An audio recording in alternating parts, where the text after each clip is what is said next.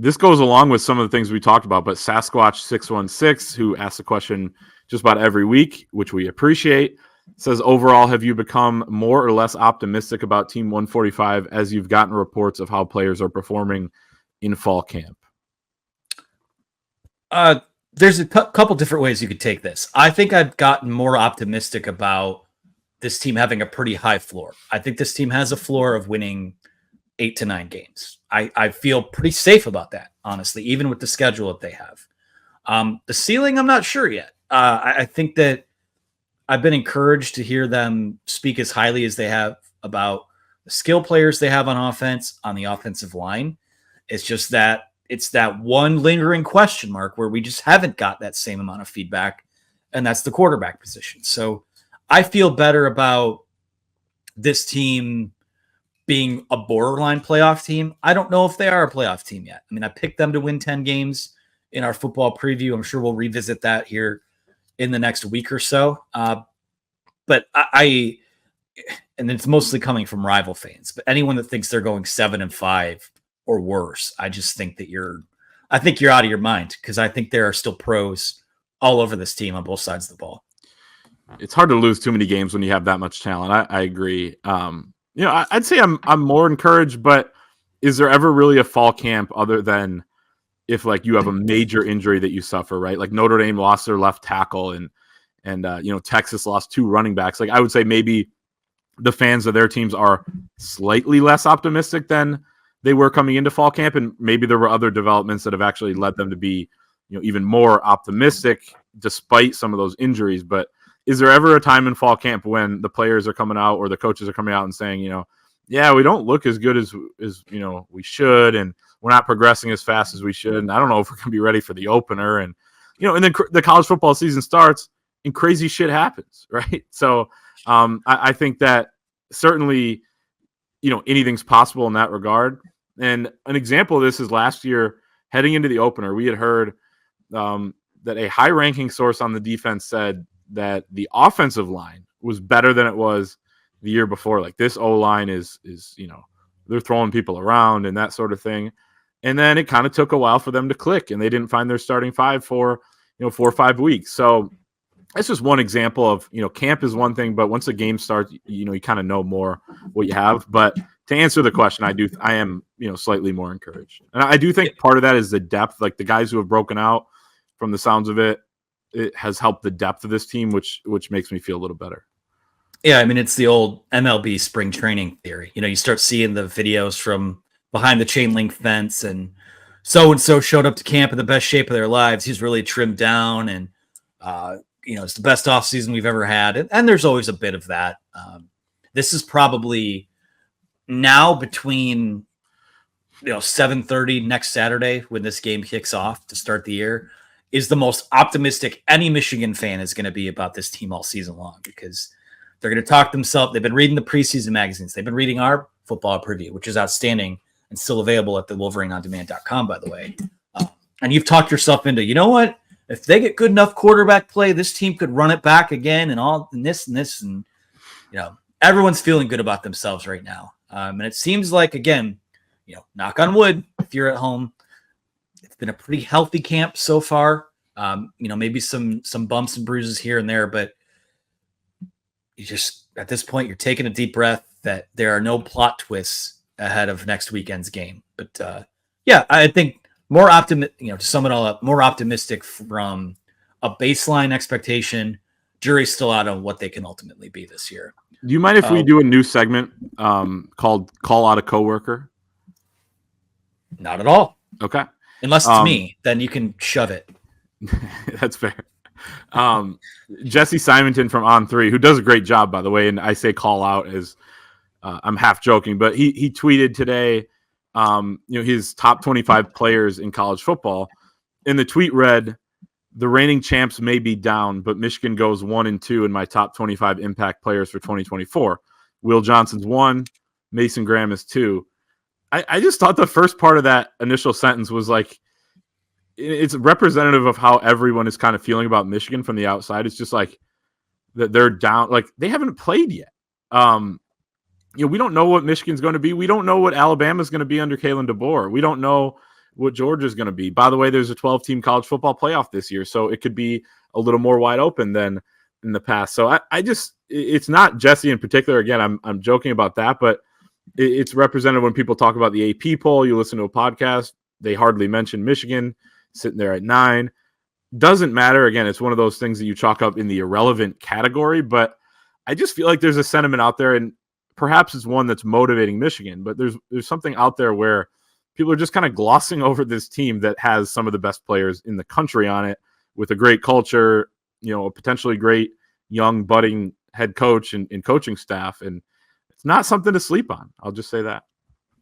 Yeah. I mean, I'm not going to call it a coworker because I have more class than that. Well, this is a segment though. You're involved in this segment. It's happening. I'll say this. I mean, I've been workshopping this in my brain for a little bit too, but I think I'm kind of like, I'm going back to the, in our next magazine that comes out, speaking of the Wolverine on Demand, the WolverineOnDemand.com. Should get the URL right before I start going off on a rant. I am doing a piece on how, the first time head coach or the first year head coaches since Bo Schembechler have performed. And it's hard. I don't know what the future holds for Sherrone Moore and for Michigan, but no man knows the future. No man knows the future, but there are unknowns similar to, Brady Hoke's first year. There are unknowns similar to Jim Harbaugh's first year, where I think nationally, the narrative is that, this might take a little while and they have some good players, but I could see them taking the nation by surprise, quote unquote, only because I think there's a lot. The last time I looked at the Vegas lines over the weekend, the win total's down to 8.5, which a lot of money's coming in on the under, which was at 9.5, then it went down to 9. It's at 8.5, where we sit here today.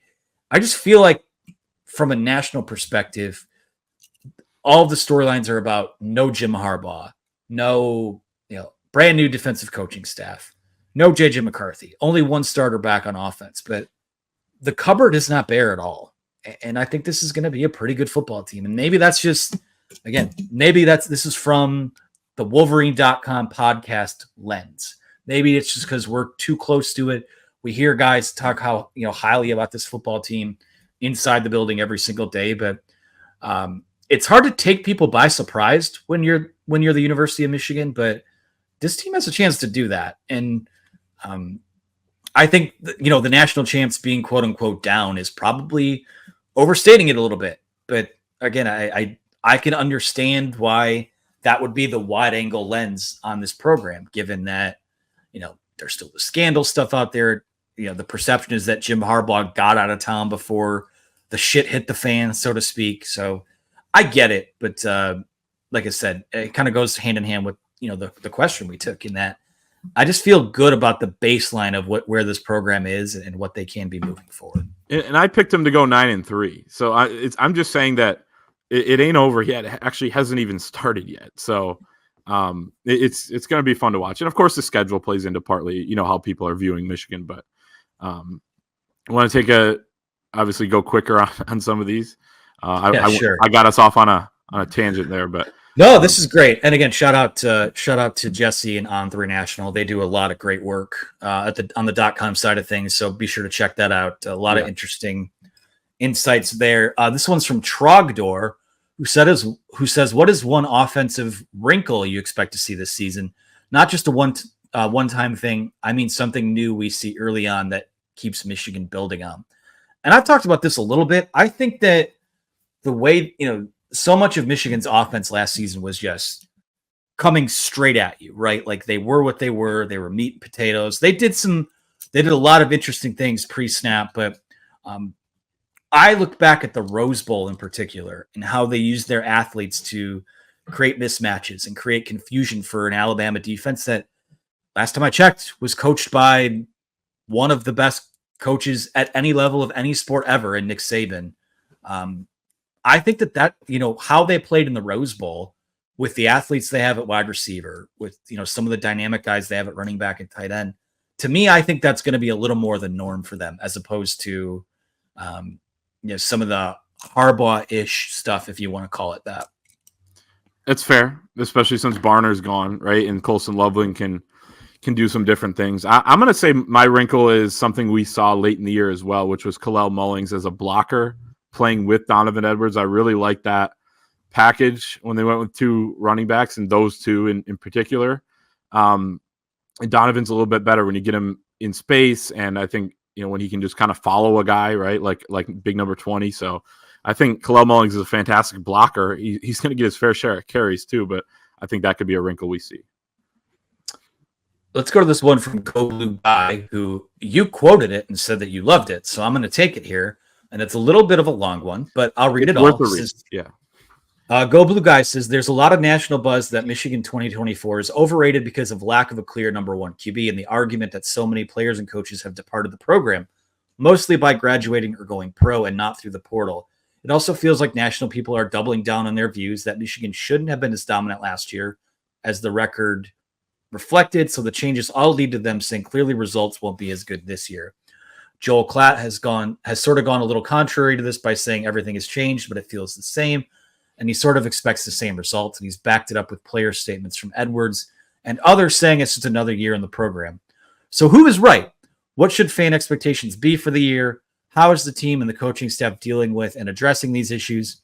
Is it more of the Michigan against everybody theme, or is there some sort of additional adjustment to that theme with this team and leadership group? I know this is the big story this year, and you have likely covered it already. Just wondering if anything new is being heard or said as we approach game number 1. And that's a lot to absorb. So I'm going to let you give your answer on that. I'm going to reread that, and I'll come back with what I feel about it. Yeah, so we kind of actually just touched on it. Maybe it got me in the frame of mind for it going into the show because I kind of forgot this question was out there. But, I think that it's very clear. Like there were a couple of questions last week when Sherrone Moore was asked about, all that you lost from last season and what are the expectations and does the 12-team playoff, the fact that you can lose a couple games, like does that play into maybe how you approach the year with knowing that you can, again, drop a game or 2 and still compete for the national championship? And he, especially on the question about all that they lost from last season, 13 NFL draft picks, few others that were key contributors that ended up being undrafted free agents, he kind of snapped right back and was like, yeah, we got a lot of talent here though still. And it seems like the whole team, when they're met with that sentiment, has had a similar response. So I think it's motivating them. And like we said, the national perception of them is kind of odd for a defending national champion. I don't know a defending champion that has, not had a lot of draft picks. You don't always have the coaching staff leaving. That's a key factor. This is also an unprecedented amount of change for a defending national champion. And they were an unprecedented champion too. I guess we have to acknowledge with, when you look at the blue chip ratio and things like that, they were on the lower end compared to a lot of the other champions in the last 2 decades. So it all plays into it, but it does feel like this team is motivated by that type of stuff. And, they've been motivated by that type of stuff in the past, last year, 2 years ago, 3 years ago, how they have been under the radar, so to speak, and then they've been able to rise above it and win 40 of their last 43 games. Yeah, I do think it's a motivator. I think that it has created a chip on their shoulder because Sherrone Moore is hearing about Michigan's going to fall off because Jim Harbaugh's not there. Donovan Edwards is hearing about how it's going to be impossible for Michigan to replace Blake Corum. The wide receivers are hearing how it's going to be impossible to replace Roman Wilson and Cornelius Johnson. And you can go up and down the roster with all that. So I think that these guys have taken that on as a bit of a slight. Like a lot of them can call themselves national champions, but to be fair, to call it what it is, there's a lot of guys who just didn't have a huge hand in that on Saturdays. And I think that is a motivating factor. And that's no disrespect to them because there's a lot of work that gets put in Monday through Friday before you even get to the game. So I'm not diminishing any of those accomplishments at all. But I think for a lot of these guys that they have kind of taken it to heart that people are questioning if they can still be good. There are guys like Giovanni El Hadi who could have started last year, 2 years ago. There are guys like that all over this roster that are kind of, quite frankly, as much as they respect their former peers, I think a guy like Gio El Hadi is probably sick of hearing how good Zach Zinter was and how impossible that is to replace. So to me, I think that's good. I don't think that you have that sort of mentality mixed with knowing what success looks like, having been with this program the last few years. So, again, I think that I expect it, to kind of sum it up, I expect it to be closer to more of the same. Now, is more of the same, were the last 3 years an outlier? I don't know. But more of the same is that at its core, there's no reason a program like Michigan can't win 9 games, 10 games every single year and be in the conversation. And I think they'll continue to be in the conversation. So that's how I feel about that.